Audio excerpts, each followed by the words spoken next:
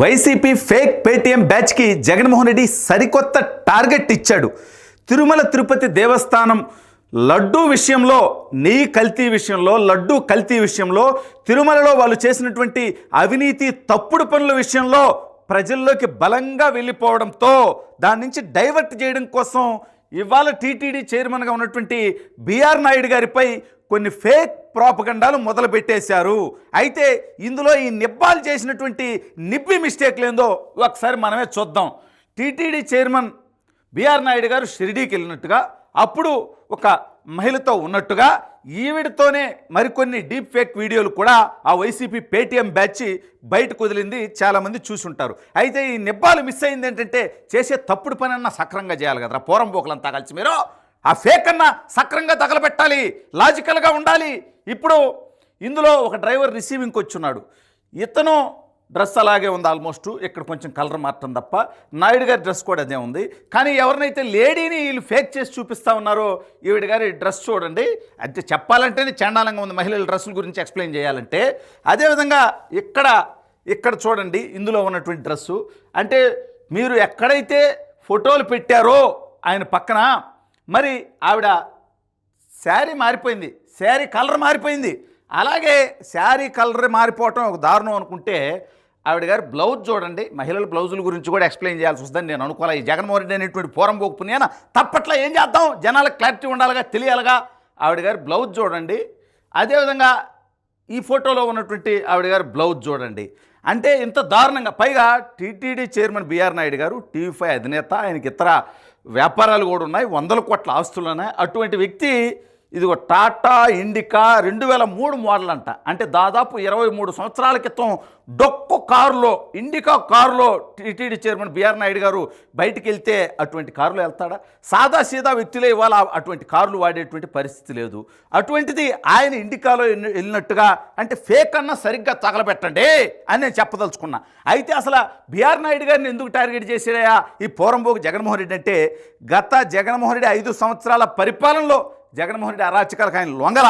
జగన్మోహన్ రెడ్డి అవినీతి, తప్పుడు పనులు, దుర్మార్గాలు, వీటన్నిటిని కూడా ఆయన ధైర్యంగా తన ఛానల్ ద్వారా పోరాటం చేశారు, ప్రజల్లోకి తీసుకెళ్లారు. అమరావతి ఉద్యమానికి ఆయన అండగా నిలబడ్డారు.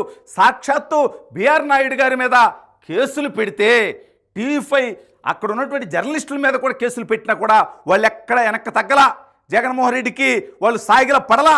జగన్మోహన్ రెడ్డి రాయబారాలు, బేరాలు ఇదే టీటీడీలో పనిచేసినటువంటి ఉన్నతమైనటువంటి వ్యక్తుల ద్వారా అనేక దఫాలు సాగించేటువంటి ప్రయత్నం చేసినా ఆయన లొంగల. నువ్వు తప్పు చేయొద్దు, నువ్వు రాష్ట్రాన్ని విధ్వంసం చేయొద్దు, నువ్వు అవినీతి చేయొద్దు, నువ్వు అరాచకం చేయొద్దు, అప్పుడు నేను నీ తప్పుల్ని ఎత్తి చూపించేటువంటి ప్రయత్నం చేయను అని నికార్సుగా నిలబడ్డాడు. కాబట్టి ఆయన మీద ఈ రకమైనటువంటి దాడి.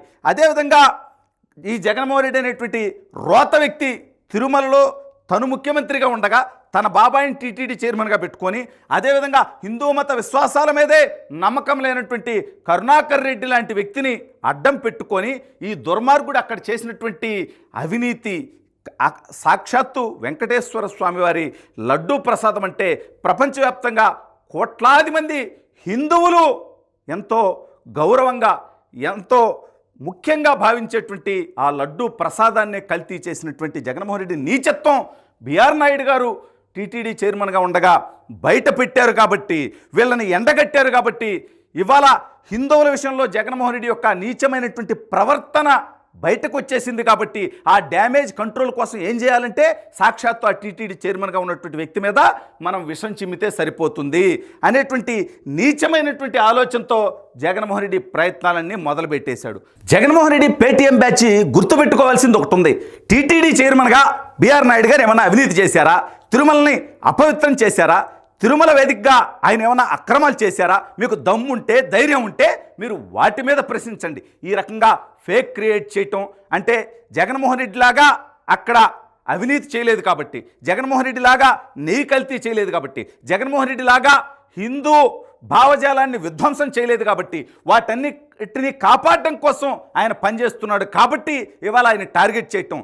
టీటీడీ చైర్మన్గా బిఆర్ నాయుడు గారు ఎన్నికైన తర్వాత మొట్టమొదట ఆయన మాట్లాడిన ఒకటే, వెంకటేశ్వర స్వామి సేవ చేయడం కోసం నేను ఈ పదవి తీసుకుంటున్నాను, కనీసం టీటీడీ నుంచి నేను టీ కూడా తాగను, వాటర్ బాటిల్ కూడా నా సొంతగానే కొనుక్కుంటాను అని చెప్పినటువంటి ఏకైక టీటీడీ చైర్మన్ బిఆర్ నాయుడు గారు.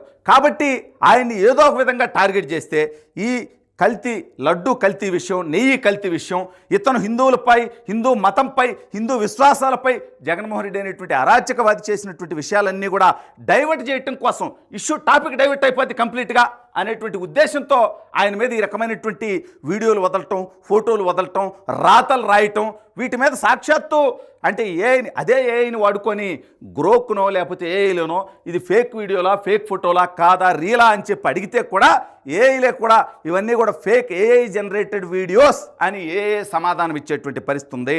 జగన్మోహన్ రెడ్డి ఇంకా తన యొక్క పాతకాలపు పద్ధతులు, ఎందుకంటే జగన్మోహన్ రెడ్డి ముఖ్యమంత్రిగా ఉన్నప్పుడు దుష్ట చతుష్టయం అని చెప్పి ఒక నలుగురిని ఉద్దేశించి స్వయం డైరెక్ట్గా మాట్లాడేసేవాడు. ఎవరయ్యా అంటే చంద్రబాబు నాయుడు గారు, బిఆర్ నాయుడు గారు, ఈటీవీ రామోజీరావు గారు, ఏబిఎన్ రాధాకృష్ణ గారు. కాబట్టి స్వయంగా జగన్మోహన్ రెడ్డే బిఆర్ నాయుడు గారిని తన శత్రువుగా ఎప్పుడో డిక్లేర్ చేస్తున్నారు.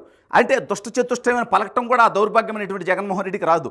దుసట చెత్తటట అనేవాడు. అందులో ఏకంగా ఆయన టార్గెట్ చేసి ఆ దుష్ట చతుష్టయం అని చెప్పి తన పాలనలో అరాచకాలను వెలికి తీస్తున్నాడని చెప్పి జగన్మోహన్ రెడ్డి ఆయన్ని తన శత్రువుగా బహిరంగంగా ముఖ్యమంత్రిగా ఉండి ఒక పార్టీ అధ్యక్షుడిగా ఉండి ప్రకటించిన విషయం రాష్ట్ర ప్రజలందరికీ తెలుసు. కాబట్టి ఈ రకమైనటువంటి ప్రచారాలు మానుకొని జగన్మోహన్ రెడ్డి నువ్వు చేసినటువంటి తప్పులకి, తిరుమల విషయంలో జగన్మోహన్ రెడ్డి నువ్వు చేసినటువంటి తప్పులకి, అరాచకాలకి, దుర్మార్గాలకి నువ్వే లెంపలేసుకొని మరి హిందూ సమాజం మొత్తానికి వెంకటేశ్వర స్వామి భక్తులందరికీ కూడా క్షమాపణలు చెప్పి ఇటువంటి నీచమైనటువంటి పనులు మానుకో జగన్మోహన్ రెడ్డి.